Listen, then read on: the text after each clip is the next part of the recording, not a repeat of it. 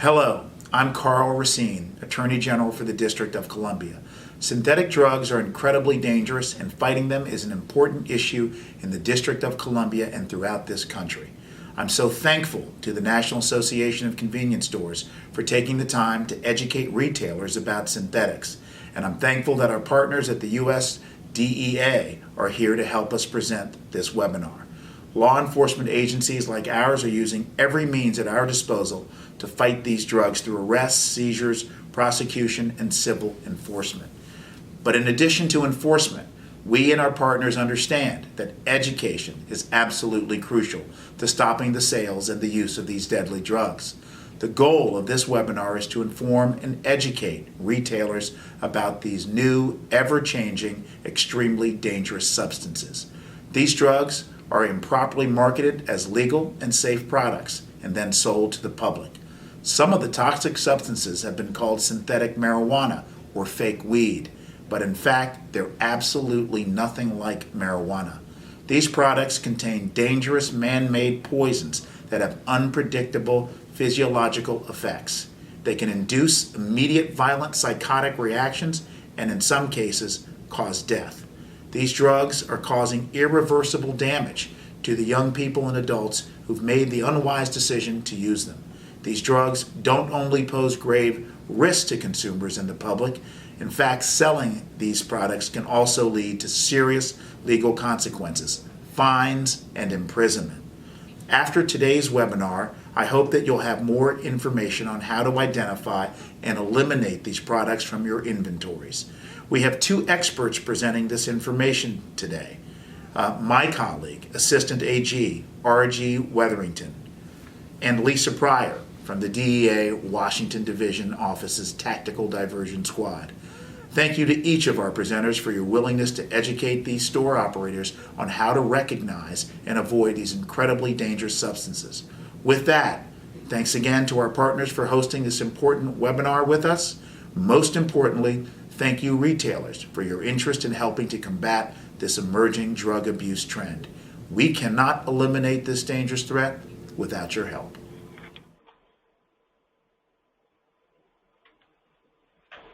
Hello everyone, my name is R.G. Wetherington. I'm an attorney with the DC Office of the Attorney General, and a part of my job duties as the AAG is to shut down stores for selling synthetic drugs in Washington, D.C. A part of the reason that the DC Office of the Attorney General and the U.S. Drug Enforcement Administration wanted to reach out to NACS and its members was to educate you about the growing epidemic of synthetic drugs, and also to show you how you all can make better choices. So first, we're going to go through the overview. We're going to talk about today tips for store owners and operators. As I said before, the growing epidemic. We're going to go through a series of 6 case studies. We're going to do an overview of synthetic cannabinoids and explain what synthetic cannabinoids are, and also explain why they are illegal and their effects. Then we're going to move on to synthetic cathinones. We're going to explain why synthetic cathinones are illegal and their effects. We're going to move on to various packaging and online sales, emerging trends in packaging as well as vaping, and what to look out for if you're ever confronted by a person who's selling synthetic drugs. We're also going to move into the penalties for selling and the legal consequences for retailers. We're going to finish up with laws and regulations, as well as we're going to go over tips for store owners and operators. And then we're going to give you a list of people, both at DEA and the Office of the Attorney General, as well as with NACS, about who you can contact. Now, here are some tips for store owners and operators. First, if a person approaches you or your business about selling synthetic drugs, please contact local law enforcement immediately. Do not attempt to distinguish between legal and illegal synthetic drugs. It is safe to assume that all brands and types of synthetic drugs are illegal to sell. Also, even owners of properties must comply with synthetic drug laws and have an obligation to know how their tenants are operating businesses on their properties. The owners should endeavor to cooperate with law enforcement investigations to ensure that their tenants are complying with laws. Please keep these tips in mind as we go through the presentation, and we'll revisit them at the end. The growing epidemic in the U.S. This is a slide from the U.S. Poison Control, and the numbers in the states represents the calls that the U.S. Poison Control has received in various jurisdictions for people reporting being poisoned by synthetic drugs, or specifically synthetic cannabinoids. As you can see, the highest volume of calls occur in Mississippi, New York, Texas, and Pennsylvania. The growing epidemic in Washington, D.C. A part of the reason that I'm here is to explain to you how synthetic drugs have really been a scourge on the D.C. community. This chart shows, or this graph shows rather, for the first 6 months in 2016, the number of EMS, that's fire and emergency calls, remained relatively the same and steady. As the months grew warmer, the number of transport by fire and emergency personnel increased dramatically. While there has been a decrease in the recent months, as for like October, November, and December, as the weather became cooler, we haven't reached any real conclusions about whether usage has truly declined. Now let's look at some recent case studies and investigations, which will give you a better sense of the different types of situations you should be aware of. Also, keep these kind of trends and patterns in mind as we go through the presentation. The first case study is actually my case that I prosecuted, which was against William Early. Mr. Early owns and operates an electronics repair and bill pay center here in the District of Columbia. Mr. Early, as the story goes, is approached by a salesman saying that he should sell Bizarro from his electronics repair store, Ida's Electronics. For those of you who don't know, Bizarro is a popular brand of synthetic cannabinoids. Mr. Early is informed that Bizarro is actually a legal alternative to an illegal drug. At that time, it was marijuana. Mr. Early then decides to stock Bizarro in his store. The District's Department of Consumer and Regulatory Affairs, and that is the administrative agency that does proactive inspections of grocery stores or any retail and housing locations in the district, came to Mr. Early's store along with the D.C. Metropolitan Police Department and warned Mr. Early multiple times that selling Bizarro was illegal and that he could face criminal and civil consequences if he continued to do so. Our second case study involves a mobile gas station in D.C. that was caught several times selling synthetic cannabinoids. As I said before, here in D.C., commercial businesses are licensed through the Department of Consumer and Regulatory Affairs, DCRA, and businesses and establishments are subject to routine inspections. Be aware of what the inspection protocol is in your own jurisdiction. Anyway, when DCRA came to do their inspection of the mobile gas station, the synthetics were openly being sold just like any other merchandise. When DCRA saw that the store was selling synthetics, they gave the store a warning and confiscated the stock that they had on hand. After being warned by DCRA, the business continued to sell synthetic drugs, and MPD, the police, began to investigate the business. During an undercover purchase, officers noticed that the store clerks began to hide the synthetics underneath the counter. Our third case study is about Sang Lemming, and it comes from Colorado. Mr. Lemming operates a popular tobacco shop in Colorado. These types of tobacco stores are often referred to as head shops and are usually engaged in the business of selling drug paraphernalia. Mr. Lemming was warned by an inspector multiple times that it was illegal to sell synthetic cannabinoids, and he stocked the synthetic cannabinoid by the name of Spice, and the packages were labeled not for human consumption, potpourri, and incense. After Mr. Lemming was warned, he continued to sell. Our fourth case study is a little bit different because it's not about a store owner or an operator, but it's about a business property owner by the name of Peter Smith. Peter Smith is the owner of multiple properties throughout the District of Columbia, and he leases the premises to be operated by convenience stores. One of his convenience stores began to sell synthetic drugs. Now, the owner, in this case Mr. Smith, does not have any day-to-day interaction with the store or his lessees other than to rent them retail space and collect the rent. But Mr. Smith was informed by me that his tenant was, in fact, selling synthetic drugs. Now, for case study 5, we're going to move on to Group Supervisor Lisa Pryor with the DEA. Good afternoon, ladies and gentlemen. I am Group Supervisor Lisa Pryor with the United States Drug Enforcement Administration. I am responsible for supervising a DEA enforcement group that specializes in federal investigations related to the illegal distribution of pharmaceuticals as well as synthetic drugs. Just like pharmaceuticals, the abuse of synthetic drugs have become more and more prevalent over the last few years. And I'm going to talk about a couple of recent federal investigations and enforcement actions led by the DEA. Case study number 5 involves the Montopolis grocery store in Austin, Texas, where Mehdi Ali sold drinks, food, and tobacco, but he also sold synthetic cannabinoids with the names like Scooby Snacks and Clima. The synthetic drugs caught the eye of the Texas Alcoholic Beverage Commission officials who swept through the business in November 2012.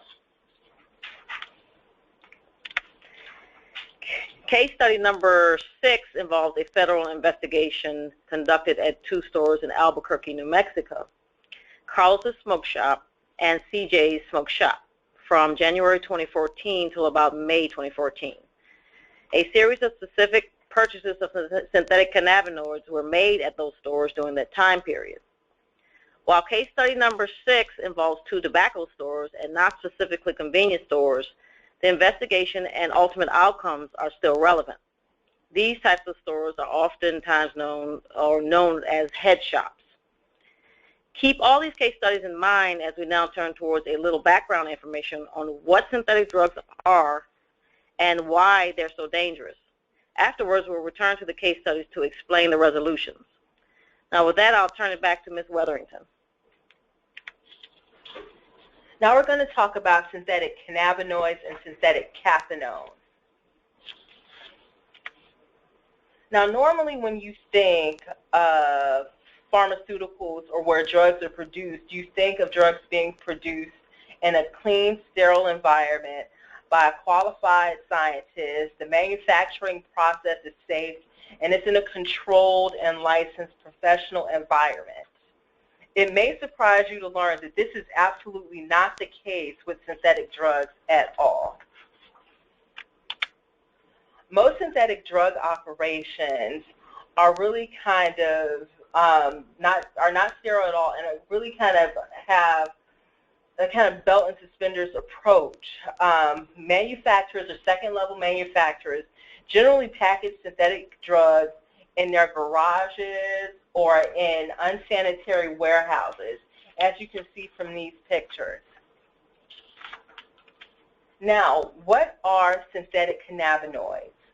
Synthetic cannabinoids are chemicals that were initially created to mimic the effects of THC. The chemical, and THC is the psychoactive ingredient in marijuana or cannabis. But we want to stress to you that synthetic marijuana is not like THC at all, or not like marijuana at all. And synthetic marijuana is actually a misnomer. They're actually called synthetic cannabinoids. Now, synthetic cannabinoids are usually sold in 3 to 5 gram packages at convenience stores, gas stations, and head shops around the country. They're sold under popular brand names like Spice, K2, Scooby Snacks, and Bizarro. But as I'll explain later, the packaging in the brand name doesn't really mean anything. Now, they're typically smoked in cigarette form, but we're starting to see more and more different ways of people using them, and we'll get into that shortly. Now, some of you might ask, okay, why are they illegal? and what's so bad about synthetic cannabinoids? Well, to answer that question, they're illegal because, in fact, they are nothing like marijuana. Synthetic cannabinoids actually cause severe physical injuries, psychotic reactions, and even death.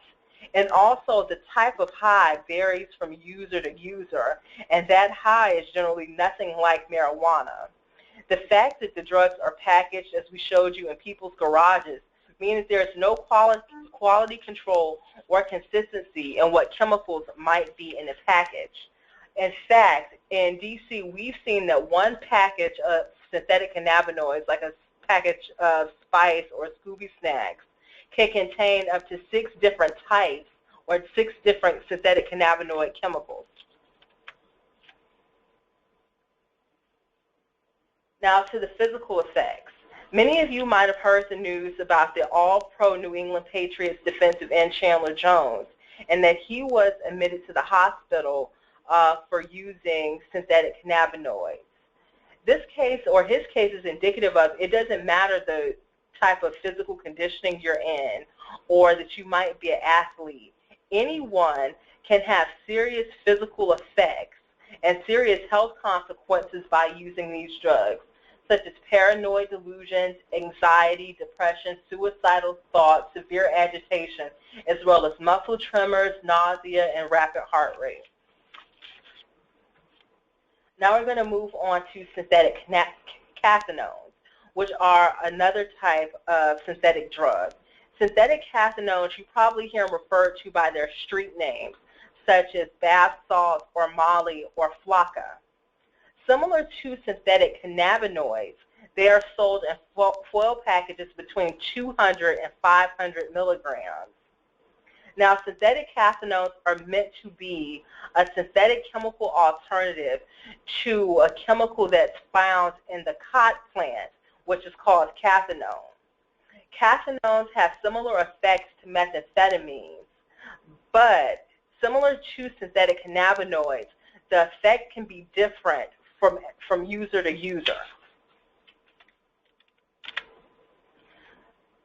Now, why are synthetic cathinones illegal? Synthetic cathinones are illegal because they have serious physical and mental effects. There have been 5 related synthetic cathinones deaths in the U.S. In fact, there are probably more because the Florida Attorney General has reported that there have been 60 recent deaths in Florida relating to ingesting Flocka. Once again, the physical effects for synthetic cathinones are severe paranoia, psychosis, excited delirium, hallucinations. And there are serious physical effects, bodily effects as well. Not just the psychotic reaction, but glazed expression, dehydration, rapid heart rate, and they can also cause kidney failure. Now we're going to move on to varying packaging and online sales, which is what you should look out for. Now, synthetic drug packaging is generic, and packages are purchased online by second level or secondary manufacturers. Generally, when you talk about synthetic cannabinoids and cathinones, your first level manufacturers are the people who make the chemical. Your second level manufacturer are people who take the chemical and process it and put it into the packages. Now, there are different types of producers of the chemical, but the second level manufacturers actually deal with buying the packaging off of the internet and then either transferring the powdered drug to Damiana or some type of courier and putting it in the packaging. The overseas producers of the actual harmful chemicals oftentimes don't know how their chemicals are going to be packaged or what's going to happen or how the drug is going to ultimately end up. And also, it's important to note that there isn't any type of brand consistency, which means that chemicals found in one packet of Scooby Snacks can be completely different from chemicals found in another packet of Scooby Snacks. It doesn't matter if it's the same brand, stocked at the same store, and purchased at the same time. This is just a photo of another type of synthetic cannabinoid packaging. Here, instead of the 3 or 5 or 10 gram foil packaging, you see that they're sold in these little vials. Now, this is generally how you can see synthetic cannabinoids being sold, and you can see on the far end you have a picture of Scooby Snacks as well as the vials. Now, some people have moved from selling them in the packaging to actually selling them with rolling paper as a little bundled loose cigarette.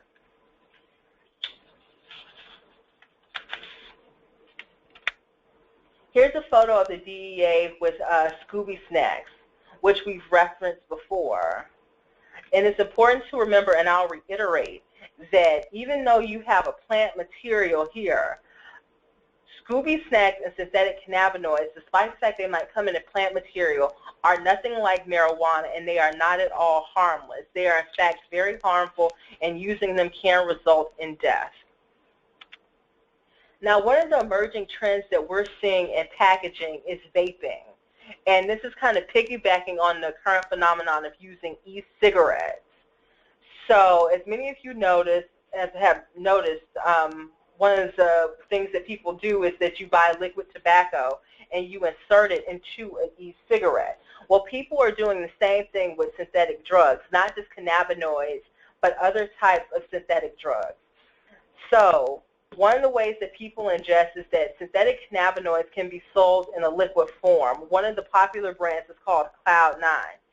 Users purchase the liquid form in what appears to be a little kind of eye drop vial that you see at the bottom of the screen, and they insert the liquid into the e-cigarette. Now, what people have done to create custom highs is to mix different types of vaping liquids.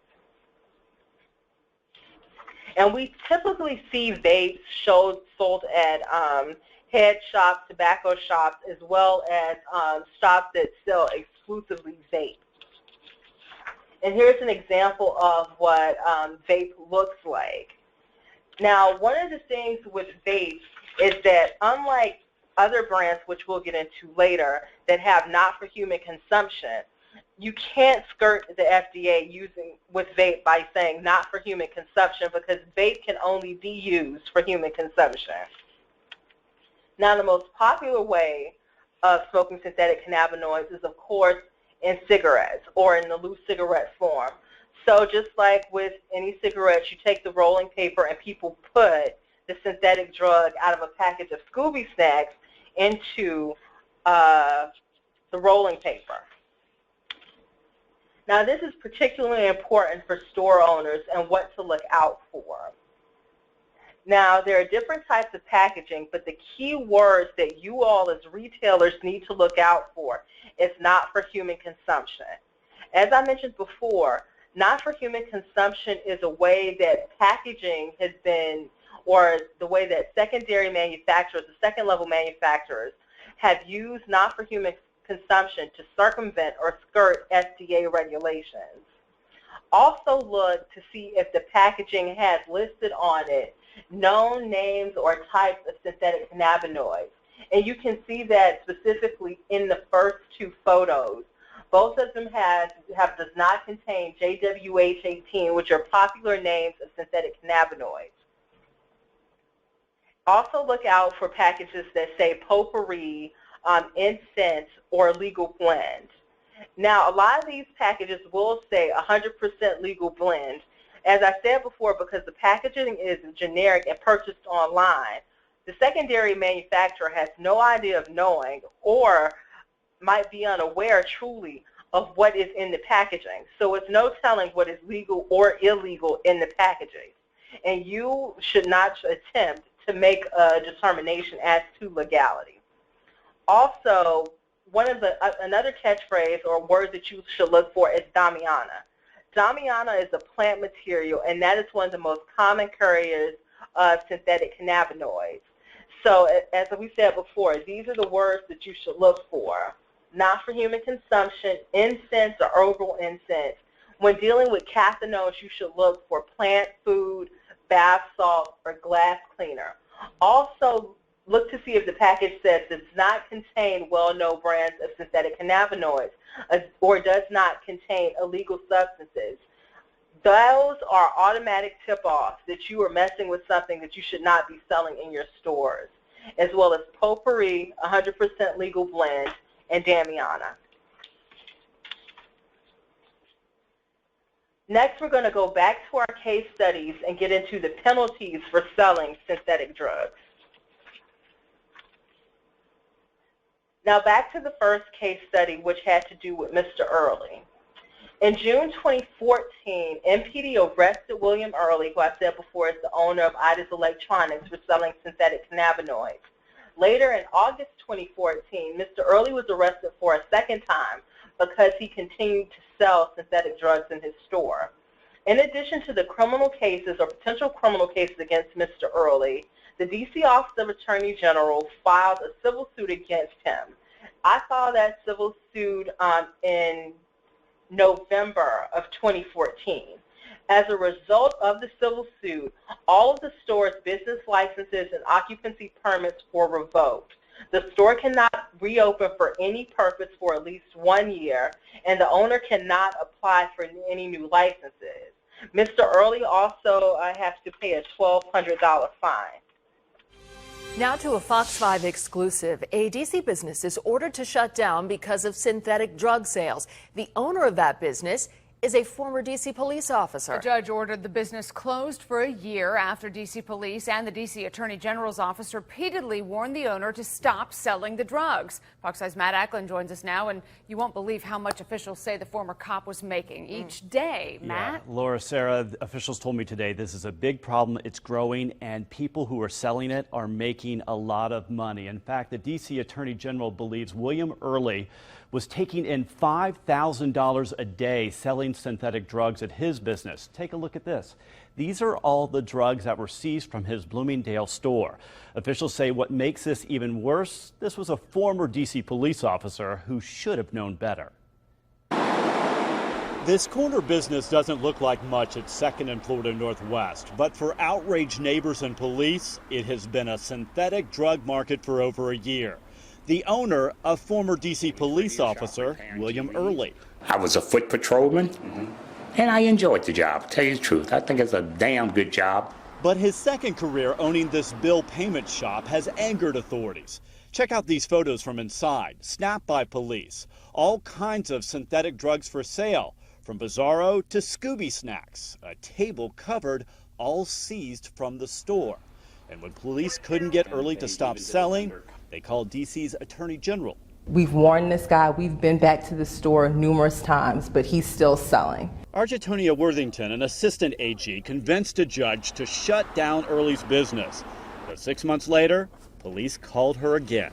I mailed Mr. Early notice in August, and he called me back and said, I'm never going to sell synthetic drugs again. It's all gone. And of course, that wasn't true. I'm Matt Acklin from Channel 5. I've seen you somewhere. William Early welcomed us into the store. He said at first he didn't know selling the drugs was wrong. When I initially started off, I was told that it was legal. They was doing it in Chinatown openly. And I said, hey, this is something to make a couple extra bucks, so what? It is legal. Early claims after the judge shut him down the first time, he never sold again, emphasizing he. You never, ever sold synthetic drugs? No one, not me. Nobody working for you did? Now, I'm not going to go that route. D.C.'s Attorney General says this case should serve as a warning. More businesses like this could soon take the fall. Right now, I can tell you that we've got dozens of investigations underway, and literally our 7 lawyers from the Neighborhood Victim Services Unit are focused on this. Early claims he's broke, with no way now to earn a living, and worries he's taking the fall unfairly. I think the penalty was just a little bit more than it should have been. So Sarah and Laura, you may have noticed the business is still open. I walked there, and there he was behind the counter. It's going to be closed down the 10th of next month, and police say because they've had issues that reoccur there, they are actually going to go by there, make sure it's closed down, and that he's not in business for at least a year. This is crazy. Yeah. So I just want to make sure we get this straight. So a judge ordered that this particular business be closed, but we've reported about the new legislation that lets police the police chief shut down businesses that sell these Sure. synthetic drugs. Two different things. So you remember a week and a half ago, the council basically passed this law that gives the chief the power to shut down something immediately. Okay. What this does, it's the attorney general. He goes to a judge, and then the judge decides to close it down for a longer period of time. So what you might have in the future, the chief goes in, shuts it down immediately, and then it goes on to a judge, and then the judge has the opportunity to shut it down for a longer period of time, depending on what's said back and forth. Okay. Good to see They their- mean business, though. They really Right. do, and they kept saying over and over again today, this is a huge problem in the district. Well, they've It's been everywhere. They've been working on They it sure for have. some time, and it's taken a while to get to this place, Yeah, too. it has, and they say they'll continue to work. Okay. Good to see they're cracking down. Thanks, Matt. Okay, now we're going to move on to case study number 2, which is the one about the mobile gas station. The mobile gas station and convenience store was the site of an undercover purchase by the district's Metropolitan Police Department. DCRA, which is our regulatory agency, filed an administrative action against the lessee of the mobile convenience store, as well as the petroleum distributor, Shirlington Petroleum, to revoke both of their business licenses for the convenience store as well as the petroleum. The administrative court eventually dismissed Shirlington Petroleum, but they revoked the convenience store's business licenses for 2 years. After the lawsuit, Shirlington Petroleum agreed to cease working with the convenience store operator. Next is case study 3 about Sang Leming. Mr. Leming, as we mentioned before, is the owner of Tobacco King in Colorado and was sued by the Colorado Attorney General for selling synthetic cannabinoids and cathinones.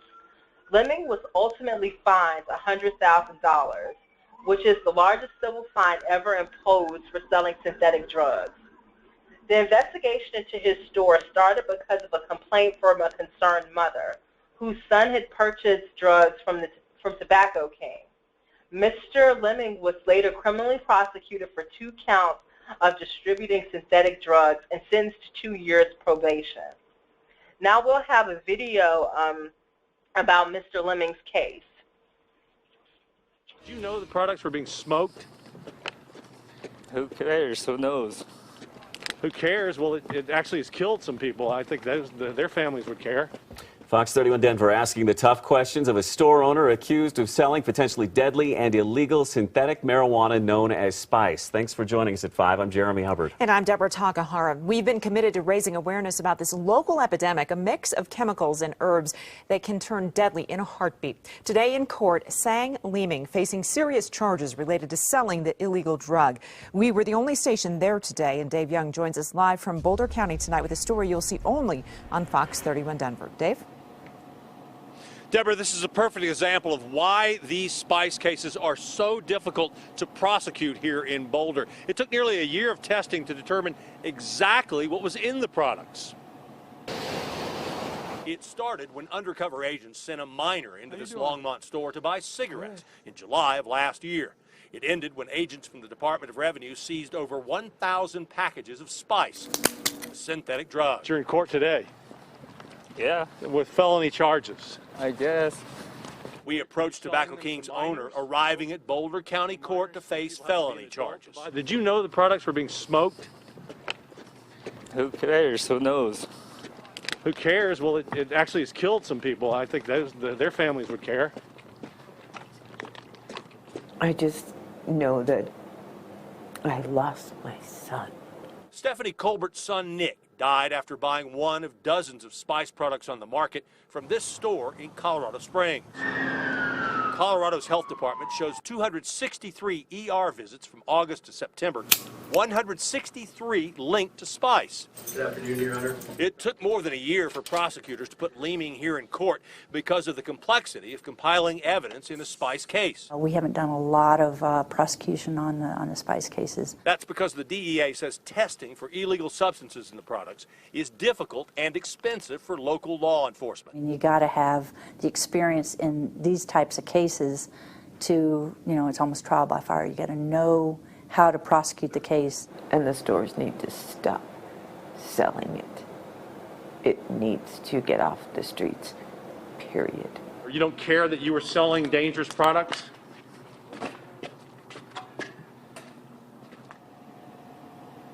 Back here live, no response from him there. No response from his attorney after court today either. He is out on a $1,000 bond. Today was his first advisement. He's back in court here in Boulder next month. Reporting live in Boulder, Dave Young, Fox 31 Denver. Our next case study is about Peter Smith, and he's the owner of multiple properties here in the district. MPD made multiple undercover purchases for synthetic drugs on multiple occasions at one of Mr. Smith's properties, and ultimately arrested the store clerk, who was not the actual operator of the convenience store. The DC OAG filed suit against the owner to shut down the store. But Mr. Smith eventually cooperated, and now he's attempting to evict the tenant from his property. Meanwhile, the tenant operator is facing civil and criminal charges for selling synthetic drugs. Because Mr. Smith, the owner, is cooperating with law enforcement and is in the process of evicting the tenant, he is currently not facing any criminal or civil charges. At this time, I'll pass it back to Ms. Pryor to do case studies 5 and 6. Okay, let's look at the penalties that occurred in case study 5, which involved Mediali's grocery store in Texas. Tips from the Texas Alcoholic Beverage Commission to federal authorities led to a much larger federal investigation that involved DEA. Officers started watching Ali's store in 2012 after synthetic cannabinoids the Alcohol Commission had collected from the location were turned over. Also, Ali's store had been searched by Austin police a year earlier. Through surveillances, wiretaps, and undercover buys, Ali, some of his associates, and family members were eventually arrested for being part of a large federal operation related to the sale of synthetic drugs. The defendants involved pleaded guilty to a variety of charges, and punishments for the involvement in this case range from 3 years on probation to 11 years in prison.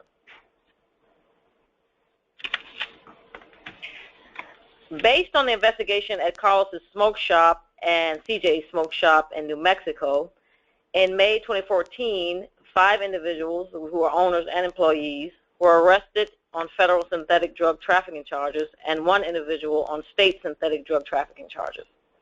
In addition, 11 federal search warrants and 11 federal seizure warrants and 2 state search warrants were executed.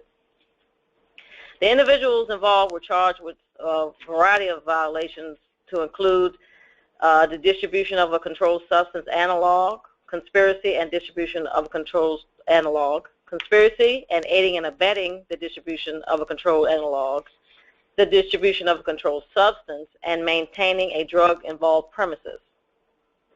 So that you understand what is meant by a controlled substance analog, in simple terms, a controlled substance analog is a substance that is considered illegal because it has a similar chemical composition and has similar effects on the human body as those drugs that are already considered controlled substances by the DEA.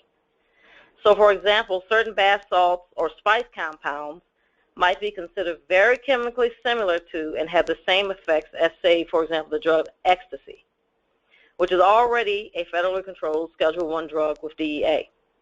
So there again, by selling a certain brand of spice or bath salts, which may be similar to the drug ecstasy, you could open yourself up to a federal investigation related to the illegal sale of a controlled substance. In April 2015, 3 of the 5 operators involved with the smoke shops in this case study pleaded guilty to selling packets of synthetic cannabinoids to an undercover officer. Under the terms of their plea agreements, 1 individual was to receive a prison term in the range of 48 to 60 months. Another was to face a statutory maximum penalty of 20 years in federal prison, followed by a minimum of 3 years supervised release. And the other individual was to be sentenced to 0 to 6 months in federal prison, followed by a term of supervised release to be determined by the court. And now we will watch a video related to this case study. Good afternoon. We are learning more about yesterday's spice bust in New Mexico. It was part of a big nationwide effort to crack down on the synthetic drug. News 13's Chris McKee is in the Newsplex with more on what was found here.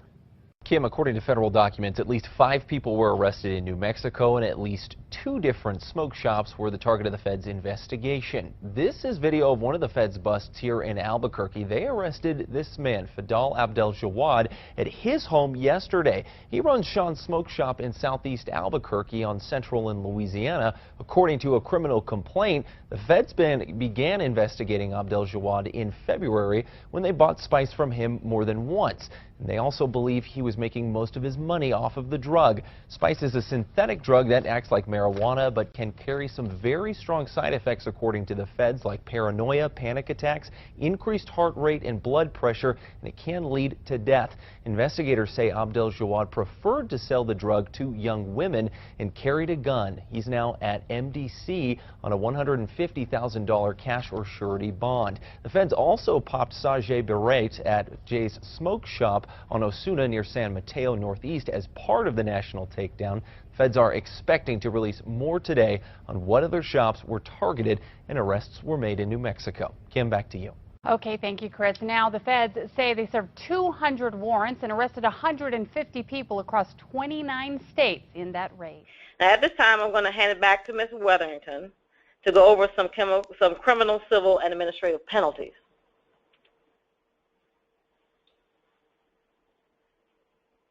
Now, the criminal and civil and administrative penalties are varied depending on jurisdiction, so always check. But people who have been convicted of selling synthetic drugs have faced up to 20 years in prison. People who have been civilly fined for selling synthetic drugs as well have had their stores shut down, as well as had to pay fines, which is my area of expertise. Some administrative penalties have involved store owners getting their business licenses revoked for continuing to sell synthetic drugs. Please check your local jurisdictions because different states have different penalties. Now I'm going to pass it back to Ms. Pryor because she'll talk about the federal law and federal penalties. Okay, many types of synthetic cannabinoids and synthetic cathinones have been criminalized by the federal government via DEA. Sometimes DEA finds it necessary to do what is known as temporary or emergency scheduling of substances in order to place them into the Controlled Substances Act. In order for this to happen, it must be found that the scheduling is necessary to avoid an imminent hazard to the public safety. And to date, 15 synthetic cannabinoids and 13 synthetic cathinones have been temporarily controlled by the DEA through our emergency scheduling. In July 2012, the Synthetic Drug Abuse Prevention Act was signed into law, and it helped to streamline the scheduling process by immediately placing 26 synthetic drugs into Schedule I of the Controlled Substances Act. So this means that for those who decide to sell this type of product, if the product you decide to sell have been placed into the Controlled Substances Act, either through our emergency process or through our regular scheduling process, you could open yourself up to federal investigation related to the illegal sale of a controlled substance. In addition, you may have your assets, the assets that you own, for example, your house, your car, your cash, or even your store, that can be seized by the DEA if they are considered assets you obtained from money you made while selling the illegal controlled substance. In October 2015, DEA's counterparts in China began controlling about 116 psychoactive substances, which were deemed or are deemed to have no medical use. This is very helpful to us because many of the synthetic chemicals, or the chemical compounds found in the spice and bath salt that end up in the U.S. are produced in China. So we're happy that our counterparts in China have seen fit to help us with this issue. And now we'll turn it back over to Ms. Weatherington to go over some more tips for store owners. Now these are the tips for store owners that we talked about in the beginning, and we just want to go back over them. If a person approaches your business about selling synthetic drugs, please contact local law enforcement immediately. And one thing we hope that you've gained from this webinar, from this presentation, is that you should not attempt attempt to distinguish between legal and illegal types of synthetic drugs. It is safe to assume that all brands and types of synthetic drugs are illegal to sell, despite what the packaging may say. Also, even owners of properties must comply with synthetic drug laws and have an obligation to know how their tenants are operating the businesses on their properties.